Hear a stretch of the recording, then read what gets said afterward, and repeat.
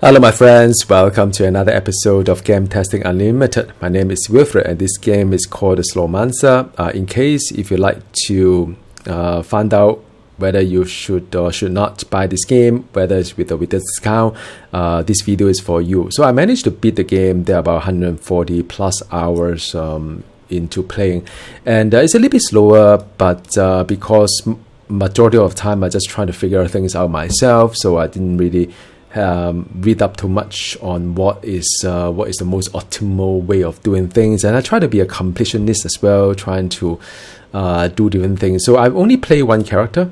This is the mage here, the mischievous mage. But I think that the most OP character perhaps is the huntress. I saw a lot of build guides on that. And there's a mighty knight as well. But of the three characters, my focus is really onto the mage, and as you can see, there's quite a lot of playtime here. I've earned quite a lot of things here as well. Now, so this video I'm going to talk about what this game is really about, and if you are a big fan of aRPG, is it something worthwhile your time? Now, if I'm going to put it against other aRPG, I would say it's quite comparable to say Chronicon, because Chronicon is also a kind of 2D pixel art. And while Chronicon is a lot more influenced by Diablo 3, I think, if you are D3 you love the kind of game loop, then Chronicon is a really decent game. And also, it's very, very interesting as well. The game has a lot of build variety, which I think this game is still lacking a little bit in terms of the end game kind of like build variety. Now, but this game is inspired by many modern ARPGs. So if you like things like a more modern D4, or even like I don't know about Path of Exile 2 these days, but more like the Last Epoch and those kind of game, I think you'll find this rather interesting. There's on the surface a lot of build variety, and I'm going to touch on to that a little bit. But like I said, in the end game, it's going to be a little bit challenging when it comes to certain build. So now, what can you play in this game? There's a campaign mode, like any other good ARPG, take you through a story, more like a tutorial. And I think you can quite easily finish that. And once you've kind of finished your campaign, you unlock something here, which is the goal to defeating the final boss. And I'll try to see if I can play the final boss also in this video, maybe edited version, not quite sure, but we'll see. I'm going to put some gameplay video for you guys. So all in all, there are three parts to it. So first part is really like beyond leveling, going early kind of like a mid game. You've got to push yourself to level 50 and and so on and so forth. A little bit of crafting kind of like tutorial there as well, and so on. So part one is rather simple. You get a reward whereby you can have a stone for you to do a little bit of legacy. I'll touch on to that a little bit. Then the part two is the one that I think quite a fair bit of people may kind of like, oh no, this is such a chore, which is quite true. I think out of all of them, I think the Temple Keeper at floor 50 is quite okay, because now I'm doing like maybe 160, I can't remember, but I think the complete 100 waves before the latest update, I think it was even more tedious. So each wave, at the end of each wave, you need to make a decision out of three different kind of like a debuff for three different kind of reward, and you got to kind of like do it so every single wave. Now if your character is decent, by no mean OP, but decent. Like I don't really read the guide and play this game mostly. No. So completing 100 wave, they're about 40-45 minutes for me. Now some people say that it took them like a couple of hours. May not be wrong as well. It depends on how strong your character is. But you just need to do a Wrath 3+, so you don't have to kind of like do a very hard kind of Wrath. Wrath is like Torment in Diablo 2, 3 or 4.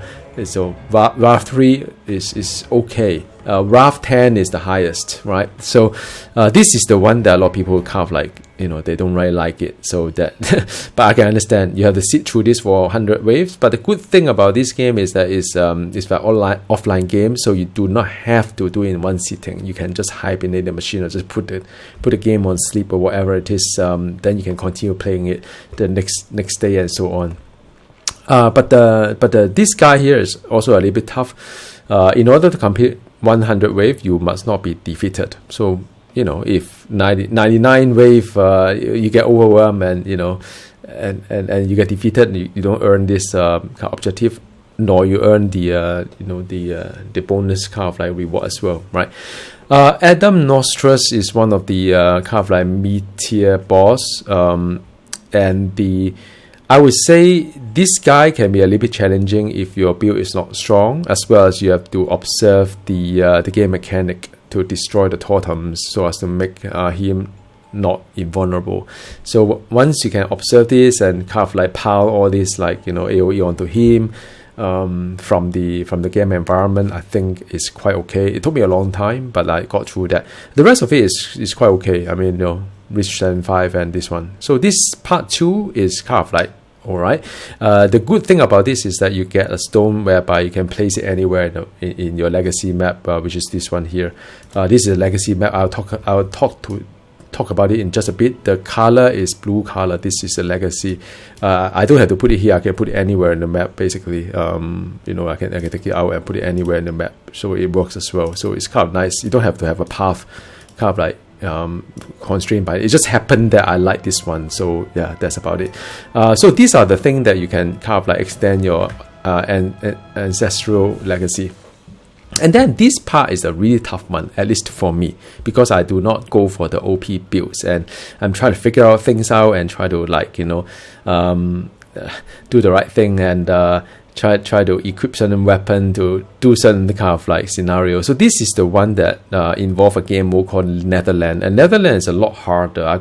I'll go down to the game mode just a bit, but I have to beat 25 warlords. These are all the 25 warlords in order to you get a new weapon, but honestly I won't use it, not for now. And in order to defeat the final boss and see the end credit, right? So that is the whole point about this game is just to progressively work through all your game mode. Now, what are the game modes? Game modes beside the story that is pretty straightforward is this guy here, and they're called expedition. So start with Battlefield. Battlefield, in a layman term, Diablo 3 lingual, these are the normal rift. So the idea is just to keep closing bridges, which is their progression in the expedition battlefield itself. You can just stay there for as long as you like. The idea is to gain something called the Elder Slore. Elder Slore is currency for you to unlock other things, right? So these are the things that you are doing, and you just kind of earning your Elder Slore, which is this one here. This is Elder Slore. So this is the one that you're earning. Very much like the E3, getting keys in order to do other cool things in life. But the good thing about the Battlefield, in my opinion, besides being able to just pick your own difficulty, is that you can try out different builds here. The difficulty is rather low. It's not that tough, really. There's not a lot of like very insane kind of like affixes that is going to hinder your progress. So you can feel free to bring any kind of like build, any kind of here, just experiment. Very fun. So I kind of like it. Now there are different maps as well within the Battlefield. You can either do a random one, or like almost anybody in this kind of like this game will pick the Mage Academy, because the rest of it, the graveyard is full of like labyrinth.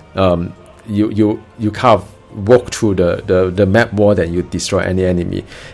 Prison, not really my cup of tea as well. The map really not get connected, and you have to go back in and out, kind of different route.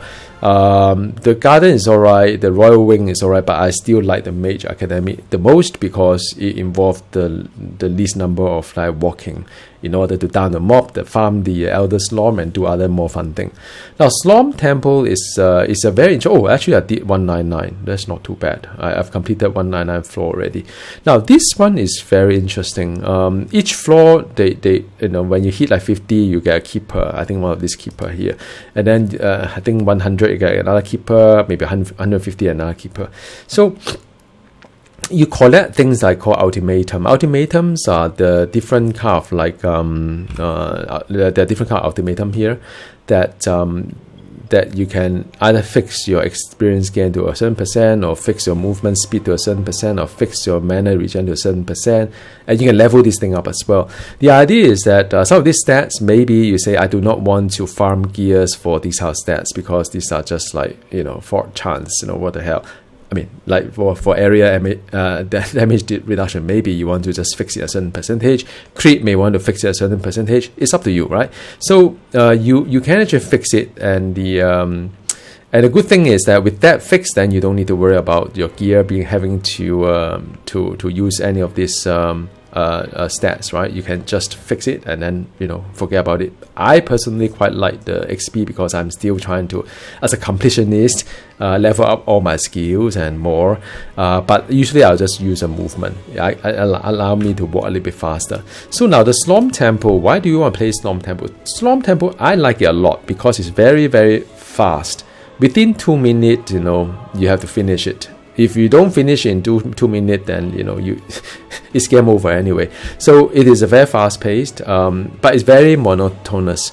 It is the same kind of like you have to rush through multiple stages and then reach the end, and that's it. You get your reward. The reward is something called the Pure Slorm, and Pure Slorm is again to unlock certain things like the ultimatum or other crafting. So again, it's another currency for you to earn, and in order to get to play the Slorm Temple, guess what? You need Elder Slorm, which is the currency that you earn from Battlefield, right? So this one you can, like I said, this one you can play as long as you like. Just keep farming for even gears. This one, it is really purely to get Elder Slorm for you to buy something else, like the chance for some stats, and so I'll show you in just a bit. Then the third one is Great Forge, and this is the one that some people like, some people don't. I kind of like it as well. It costs the Elder Slorm to go in, but it has in my opinion, one of the best kind of reward. It gives you the kind of like this Reaper Spirit, Reaper Smith Spirit that increase the affinity for some of your weapons. I'll go through that in just a bit, but I think it's really cool. And they give you you can even farm gears through this as well if you're not too ambitious, having some kind of very super high tier level kind of gear. It's a decent way. The only downside of it is that you have to really watch out for certain affixes, because some of these affixes would persist through multiple waves. Some of them may persist through the end of the wave. So I would not go too hard on some of these difficulties. I would just sometimes even when the thing looks too good, maybe the punishment is really a lot as well. I'm okay with this. I quite like it. I use it to also level up all my weapons. They call it the Slorm Reaper here, which is all the weapons. So weapons need to be leveled up, and I use this. I think at RAF 5 I can level 2 to 3 weapons fully. Not too bad. Consider there's a lot of weapon to be leveled up as well. So I use it for this purpose, and really it's not that hard. I pick something that's not that hard so that I can just do it very nicely in one shot. Then Netherworld is something that, goodness me, I don't even know where to start. I really don't like this. But then it is the one that is potentially more endgame-ish kind of thing, right? What do I mean by that? So some of these, like you start from here. So you can start with this one here. So for example, you have to clear the map here. You have to close enough bridges here, and then they'll give you a debuff here. Say, okay, experience. Enemy gain 20% increase damage whenever another enemy die within 5 yards. Then you can, there's another one, there's something like this, and there's something like this else here. And then when it comes to a boss, it's a combination of all three of them, right? So 3 of them debuff all together. So 1, 2, 3 come to here. And then this is where the Warlock is. And same as for this one, you can have some really annoying affixes, like they are very high attack speed, and then there are some lightning bolt, not too bad, and so on. And then this boss here will combine all 3 of them.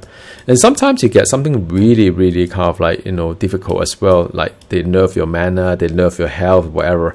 So all these become challenges that you go deeper into this level world, that you can have all these things, that you have all these things here until you meet the boss here, which is 4 affixes, right? These are 4 affixes, different with each one of them.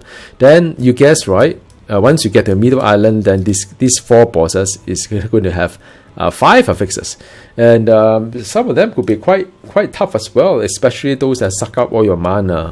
I find those like this kind of shadow damage that kind of suck out your mana, then your shadow clone that cannot be killed, and whatever. I think this is one of the bane of my existence here in this game. But other than that, some of the fire one is quite straightforward. But nonetheless, you have to have a really strong character, and that I think, my friend, I try to go through as much as I can, and I unlock many weapons to counter some of these difficulties. But I found that once I get through kind of rough 6 or 7, I really have to switch to the most OP game build of the game. Unfortunately, I'll show you that in just a bit. But that's why I don't like this end game, because all the fun stop here. I just have to stick to the build that really work and get me through this, because once you get defeated in any of this map, you have to do it again and again. And sometimes some of this boss mechanic, you're new to it and say, oh no, what happened? And I did some recording. I have to kind of play back and see, oh, what defeated my character. I have to figure things out. But versus if you got a really OP kind of like character, you can learn while you're having the encounter with the boss. Isn't it better, right, guys? So that's what I'm saying. Now, if you have completed the game like me, right, after you've defeated 25 Warlock, and you could get to the next level, which is the other level, the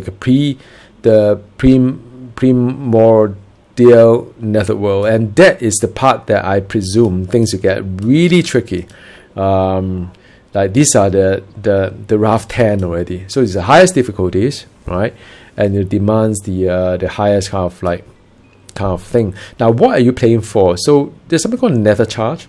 So nether charge is like increase the chance of dropping a nether weapon. What does it look like? It looks something like this. This is one, right? So if you look at this cape here, it's already 115 when I got it. 115 is quite high, because any of these other items, the most I can get is 100. So you got 115, 15 level above, means that all the stats you got 15 level above, right? So it's a good thing. And also there's something called the Graft 3. Graft 3 means that you can bring 3 extra stats onto these items, and this extra stat could be very good stat as well. You see, if you notice the little kind of like different color, right? Maximum mana, like for this one, you know, elemental raw damage, exclamation mark. In this game, it's called pure stat. So what it means is that it is extraordinary, better than any other kind of like stats of the similar range. So for example, all these armor, mass life armor, they have their own range as well.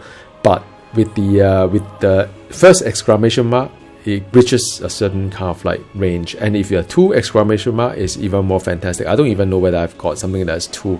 I don't think I've even get 2 yet, but I've seen, I think I've seen it before, but it wasn't a relevant kind of like stats that I have. So it's a, if you are into like stat grinding, yes, it's a lot of thing to go for, right? That's a stat grinding.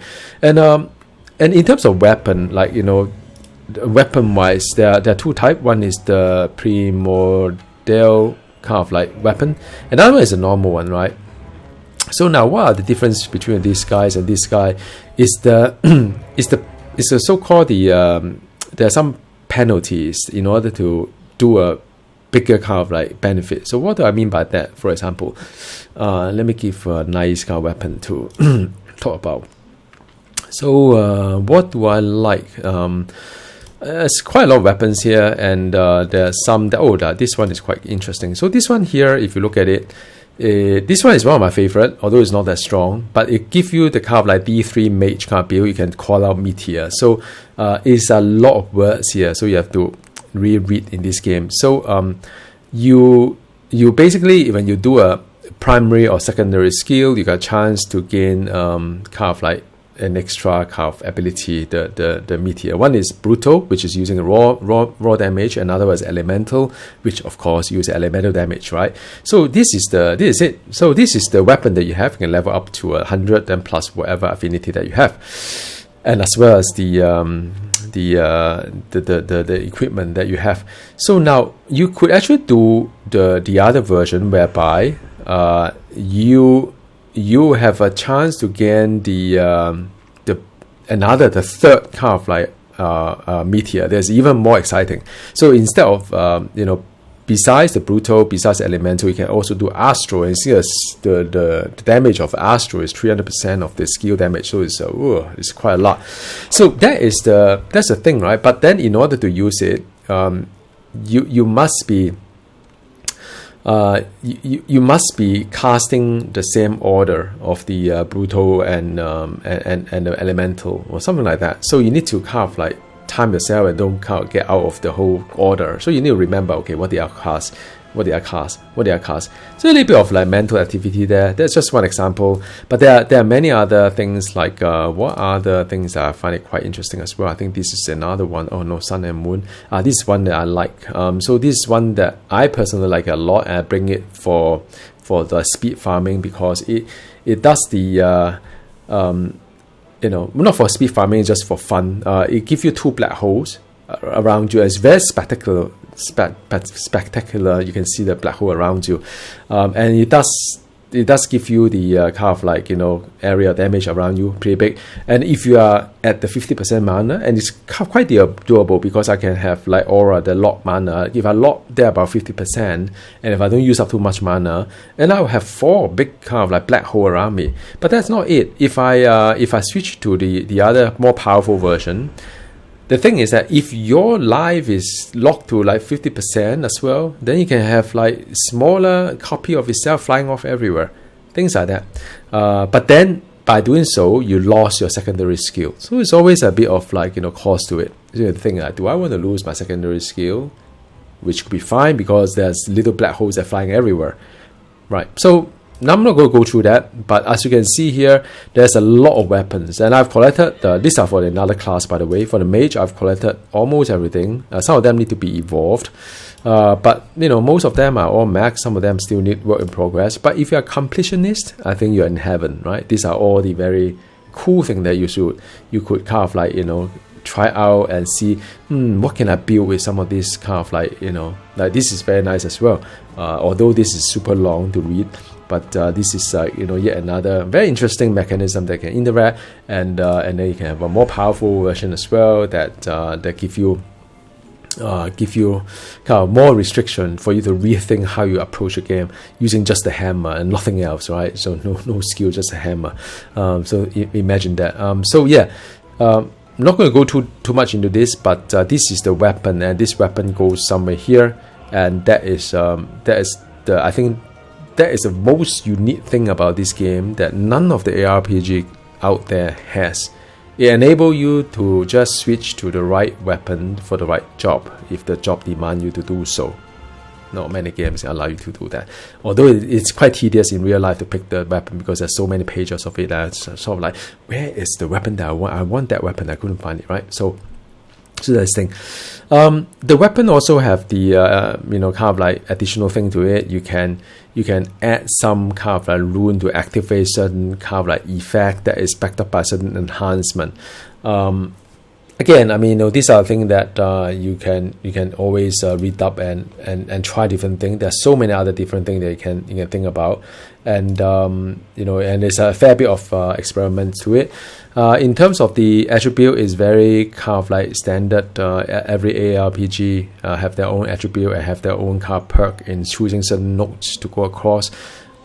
Some games require more elaborate kind of like decisioning. This game, I think this is quite straightforward. Chronicon, for example, is a lot more elaborate in terms of the mastery. So each of the train line here, each node they can pick different kind of like reward rather than just fix like that, right? So for example, the I don't know whether you can read it or not, but somewhere in the middle it said you have X amount of max raw damage is equal to a missing life. This note doesn't mean anything to me. So Chronicon will allow me to change the note to something that's more relevant, but this game is just fixed. And why is it not relevant to me? Because I already operate in my life is 1. So there's a reason. I'm playing a low life kind of build, right? So that is the attribute itself. There is also a skill here that each character, each class has 3 different mastery.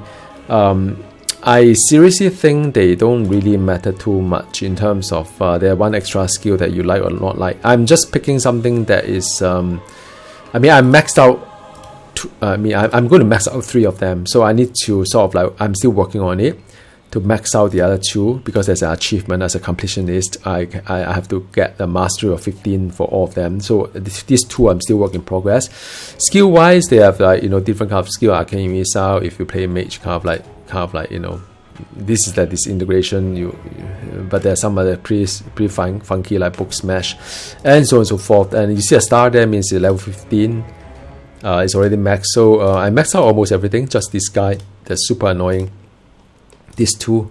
I don't even enjoy this arcane bridge, by the way, but I have to continue playing this until I get to level 15. Then I'll earn the achievement, which is very little. Not many people get the achievement because it's just not worth it.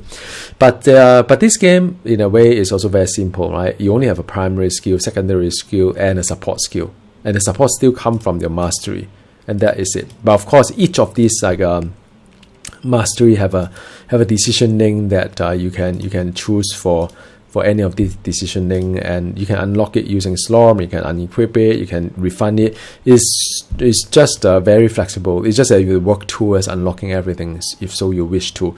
But I mean, there are all different decision points for you to build your character. But like I said, usually it's not really not that as impactful as the weapon itself. And then you have all these skills that, again, you can pick any of these three. A little bit like, I don't know whether it's a right analogy or not. It's like a little bit of like World of Warcraft in the maybe, I don't know now how does it change to, but they simplify the whole World of Warcraft. They get rid of all the skill tree and become like you make a decision, 3 decisions for each tier.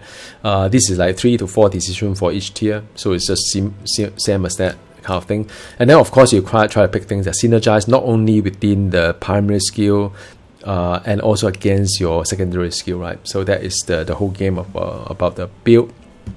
So I cover almost everything. Profile, I've covered that as well. Achievement is very much like D3, D4 kind of thing. You can just go through each of them and see how much what are the bits that you're still missing and try to work towards that, right?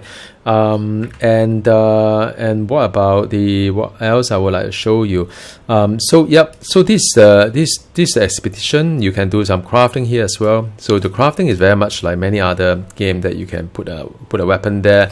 You can kind of like change some of these stats like to evasion, mana regen, whatever. Very much like Chronicon. All these things you can try to add different stats into it and try to manipulate all the stats to the one that you want. So it's kind of cool. So that is the one. This is the one that you can kind of like make your nether weapon a lot more stronger with the extraction. But yeah, so this is the weapon guy. And then you have this guy is Slormite. Slormite is just to upgrade the rank of your weapon. So this is rank 8, you see reinforced level plus 8. You can reinforce it to say plus 9 if you want to, right? So each of them, once you reinforce, it becomes stronger and stronger as well. So yeah, so that is the one. And then you can the pure Slorm, like I say, the Slorm temple is you get pure Slorm is to increase your kind of like pure stat score as well as the pure stat chance, and these are the one that would enable you to get better items with the 1 or 2 exclamation mark and so on, right? Ultimatum is here, and then you can unlock a weapon here, right? So this is the weapon that you can unlock. And last but not the least, you also have the other Reaper Smith as well. This is the one, the most interesting one. Is you allow you to level up your runes as well, level up the affinity of the weapon. So each weapon has its own affinity, so there are all different type of them. So this one is affinity. If you look at the by Hagen, right? So you can have this is by Hagen, this is also by Hagen, and this is by Fulgurum, right? So each one of them is a different kind of like affinity. So as you increase affinity with this guy here, then overall your weapon gets stronger. And like I say, I think this weapon is I think the weapon is the most game changer. So all in all, my take of the game is this very short one. Try to wrap up before I dive in and do the final boss for you guys see, or any other content. I sort of enjoy the beginning part, whereby I found the campaign is a little bit slow, but it's doable, not bad. I can do it. I kind of like this part as well, because that is where I can do a lot of like build experimentation and so on. I don't really enjoy this part, like I said, because it just kind of like funnel me to a certain build that I have to use, but no choice but to use, because otherwise I just can't do the content. It's just too difficult. And I think that the build variety kind of ends there. And you know, if you play Chronicon, due to the set gear that they have, you can still by and large go through a lot of very good kind of build options, although they may not be as strong as each other, but it's still able to do the content. But this one is very, very difficult, even not. Now, going into the final boss here, and I'm just going to very quickly talk about the build that I have. Now, the this build is just all figured out by me, but I suspect quite a lot of people also doing the same thing. I'm doing the low life kind of build, so by that I mean I'm using this weapon here. I'm using the primordial version of it, and to make my max life as 1. But whenever I gain life from militia and so on, I'll get, you know, kind of like a shield. So you'll see a shield on top. If I don't use this one, I think my life is there about, I think 16,000 or whatever. If I don't use this one, I think my life is about, can't remember, 10,000, right? But once I use the, so 10,000 is not a lot really. If I use this one, then my life become 1, which is fine. But my shield will get, I think later on you'll see a lot, tremendous. And as my shield go up, I become more powerful as well, my spell. So it kind of synergize together.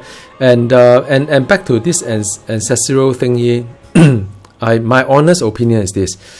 While it is kind of fun to have the fire over here, the eyes over here, the lightning over here, the light over here, as well as the shadow over here, the reality is this: you can try any other thing, but then when it comes to the end game, there's only one path to go, which is to build up the shield. So you know, this is it. I don't even get to play other shadow or eyes, whatever. I started off with fire, then I end up with light. That's the story. So yep. So with that said, I've got a toggle that increase my elemental skill that you see there, LT, which is my left trigger. I use a controller. I just have the missile, right? I consolidate into 1. Sometimes it's branched into 3 due to the remnant. And then I have the orb that is pretty strong as well. And I've got the one that teleport, and that is it. And I think while I'm at it, I may be able to do some upgrade in terms of the can I do some upgrade? Probably not. This one I can do upgrade, I think. So I can reinforce this in real life. You can use a material like this one here. I can use a better material to increase the chance of a crit as well as double. So why not we do that? I get crit and double. Wow, very good demo. It's a streamer kind of like thing. So this one here is not ready for the next stage yet. Sorry. Okay, so that's it. This is the one that I just upgraded. Now, let's just go into final boss, and the final boss is the Slormancer, of course, the name of the game, and there are multi-stages with a lot of ads and so on. Wish me luck.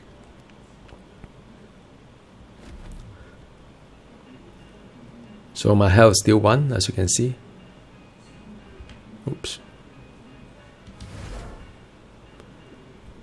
Finally, even though you defeated my warlock, 25 of them by the way, you are too late. Now I have the power of the champion.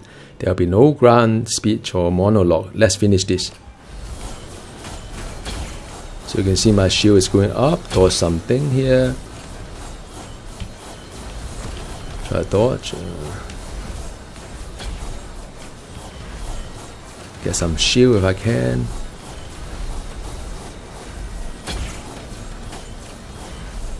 So stage 1 is quite straightforward. Then once you hit the middle part, and things will get a little bit more hectic, and this is the part that is getting more hectic. So I summon all of them in one shot, and you see my my shields get to 500,000 and and 800,000, and all this of course make me more powerful. 100,000. The sooner I wrap this up, the better, because I can go back to the boss with a very high buff of shield.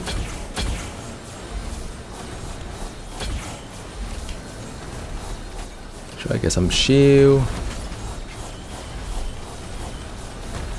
My shield dropping to 200k.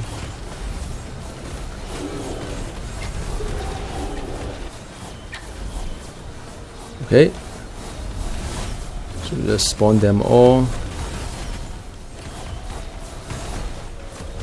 Yeah, I think I missed a few here and there.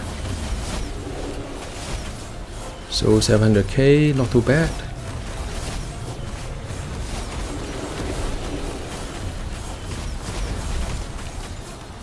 I'm trying to get as much ops as I can. 300k. So try to use this opportunity to whoa, try not to destroy my shield too much. Okay, try to just get all of them together. It's a final countdown, man.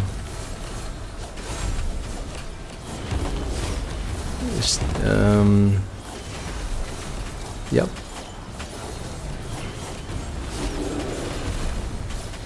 $800k.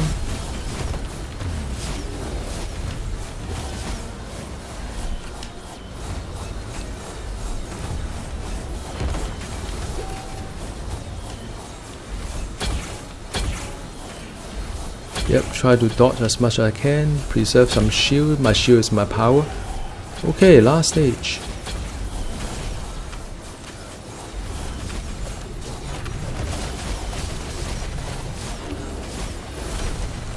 Get some shield. 900. Don't know whether I can hit 1 million or not.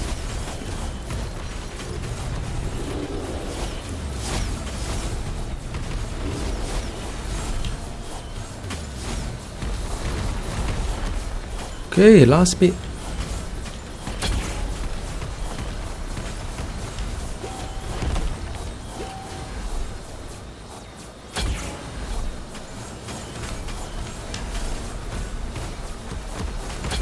Last bit. Yep, that's it. So it's done.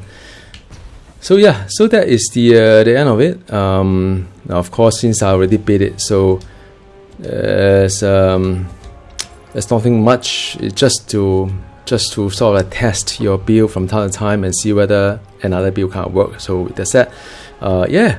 Ooh, I'm here. Look. Yeah. So thank you very much for watching. I hope you get some insights on whether you like this game or not. Very fun game, but just need to temper your expectation a bit. That eventually, like all aRPG, there will be certain build that can make it, and unfortunately I think for this game it just there's not too many build variety at the very end game, but you know, but it's a very fun game. Right, see you next time. Goodbye.